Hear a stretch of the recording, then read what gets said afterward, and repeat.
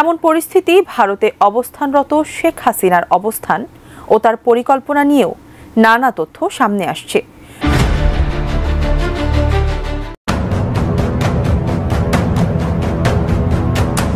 আওয়ামী লীগ আগামী 2-3 মাসের মধ্যে পূর্ণাঙ্গভাবে বাংলাদেশের রাজনীতিতে ফিরবে।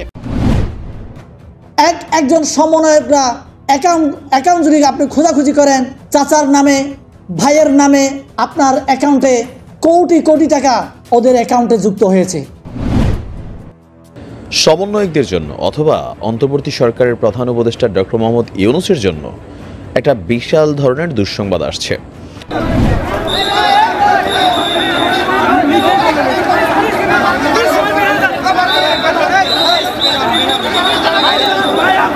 শেখ হাসিনার কিন্তু পিতৃ পরিচয় ছিল, আপনাদের কিন্তু পিতৃ পরিচয় নেই। আপনাদের পিতৃ পরিচয় গুছান, আপনাদেরও কিন্তু এই দেশ থেকে চলে যাইতে হবে। ৭১-এর একটা স্বীকৃতি আছে সংবিধানে উল্লেখ করা। বাংলাদেশ আওয়ামী লীগ ঐতিহ্যবাহী সংগঠন। আওয়ামী লীগ ছাড়া নির্বাচন হইলে এটা গ্রহণযোগ্যতা অর্জন। ইউনূস দ্বারা রাষ্ট্র শাসন করা অসম্ভব ব্যাপার, আমার পক্ষে মনে হয় না যে সম্ভব। বৈষম্য বিরোধী ছাত্র আন্দোলনের সহসমন্বয়ক খান তালাত মাহমুদ রাফির বিরুদ্ধে ৩২ কোটি টাকার তদবির বাণিজ্যের অভিযোগ উঠেছে। বুধবার দেশের একটি গণমাধ্যমে এই সংক্রান্ত একটি প্রতিবেদন প্রকাশিত হয়। এদিকে একে একে বেরিয়ে আসছে বৈষম্য বিরোধী ছাত্র আন্দোলনের নানান তথ্য, যা দেশের মানুষকে অনেকটাই চিন্তিত করে তুলছে। শুধু তাই নয়, বৈষম্য বিরোধী ছাত্র আন্দোলনের পুলিশের সামনে বুক পেতে দেওয়া সেই যুবক রাফি, তার বিরুদ্ধে উঠেছে ৩২ কোটি টাকার অভিযোগ। বৈষম্য বিরোধী ছাত্র আন্দোলনের সহসমন্বয়ক খান তালাত মাহমুদ রাফির বিরুদ্ধে ৩২ কোটি টাকার তদবির বাণিজ্যের অভিযোগ উঠেছে। বুধবার দেশের একটি গণমাধ্যমে এই সংক্রান্ত একটি প্রতিবেদন প্রকাশিত হয়, যা দ্রুতই আলোড়ন সৃষ্টি করে। প্রতিবেদনটি প্রকাশের পর রাফি নিজেই তার বিরুদ্ধে ওঠা অভিযোগের বিষয়ে সরাসরি অবস্থান তুলে ধরেছেন।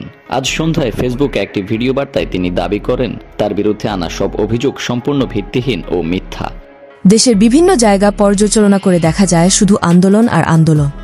এদিকে আবার সোশ্যাল মিডিয়ায় লাইভে নিষিদ্ধ সংগঠন ছাত্রলীগের সভাপতি সাদ্দাম জানিয়েছেন, আওয়ামী লীগের নেতাকর্মীদের সবসময় যুদ্ধের জন্য প্রস্তুত থাকতে হবে, যে কোনো সময় ডাক আসলেই আওয়ামী লীগ মাঠে নামতে পারে বলে সেই ভিডিওতে এই মন্তব্য করেন এই সাদ্দাম হোসেন।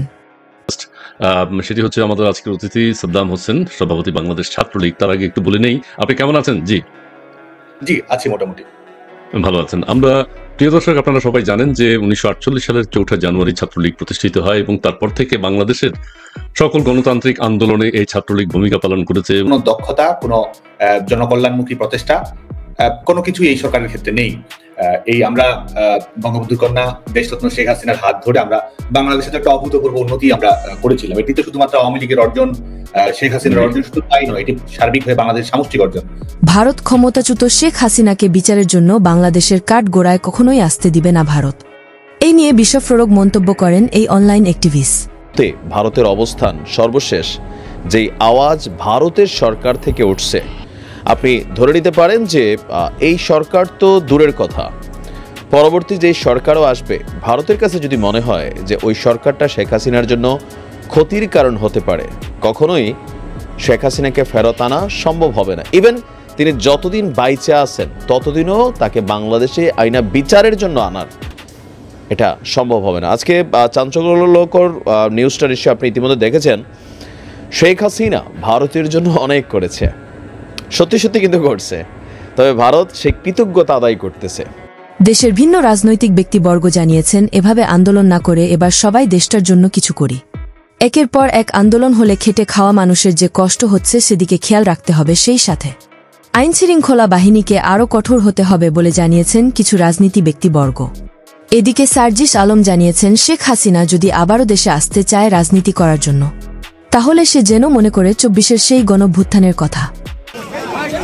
খুনি হাসিনা বা তার আওয়ামী দোসরগুলা যদি আবার বাংলাদেশে 10-15 বছর পরে ফিরে আসে, এত বড় একটা অভ্যুত্থানকে তারা দেখাবে রাষ্ট্রদ্রোহিতা। তারা দেখাবে আমরা আওয়ামীদের উপরে আমাদের জায়গা থেকে গুলি করছে ওরা, তারা দিবে যে আমাদের প্ররোচনা এটা হয়েছে বিশৃঙ্খলা, দোষী করবে আমাদেরকে। এই জন্য এটার একটা লিখিত স্বীকৃতি থাকা গুরুত্বপূর্ণ। এই স্বীকৃতি হচ্ছে 24 যে অভ্যুত্থান, এই অভ্যুত্থানের ঘোষণাপত্র। আন্দোলনের কারণে খেটে খাওয়া রিকশা চালক ও বলছেন, আমাদের আগের সরকারে অনেক ভালো ছিল, সরকার আছে। শোনেন, ইউনূস রাজনৈতিক ব্যক্তিত্ব না, ওনারে সাপোর্ট করবেন। স্বাধীন একবারই হই, স্বাধীন কাদের সাথে হইতে পারে? কোথায় এরকম উন্নয়নমূলক কর্মকাণ্ড করে? একমাত্র আওয়ামী সরকারই ভালো। আমি আপনাদেরকে প্রশ্ন করতে চাই, বৈষম্য বিরোধী যে আন্দোলন হলো, ছাত্র আন্দোলন, আদৌ কি বৈষম্য দূর হয়েছে? আমি তো দেখি প্রত্যেকটা সেক্টরে, প্রত্যেকটা ক্ষেত্রে এখনো সেই আগের থেকে আরো বেশি বৈষম্য চলছে। আমরা জাতি হিসেবে খুবই খারাপ। আমাদের মতো এত অসভ্য জাতি আমি মনে হয় না যে বহির্বিশ্বে এরকম অসভ্য জাতি আছে। এটা হইলো আমাদের জাতীয়, এটা একটা জাতিগত একটা আমাদের সমস্যা আছে, এটা আগে নিরসন করতে হইব। যার যার স্থান থেকে তার ভালো হইতে হইব। আর বর্তমান সরকার এগুলো ম্যান্ডেট করতে পারতেছে না, আর উনি রাজনৈতিক কোনো ব্যক্তিত্ব না, ওনারা দিয়ে সম্ভব না। ভিডিওটি দেখার পর আপনার মূল্যবান মতামত আমাদেরকে কমেন্ট করে জানিয়ে দিতে পারেন।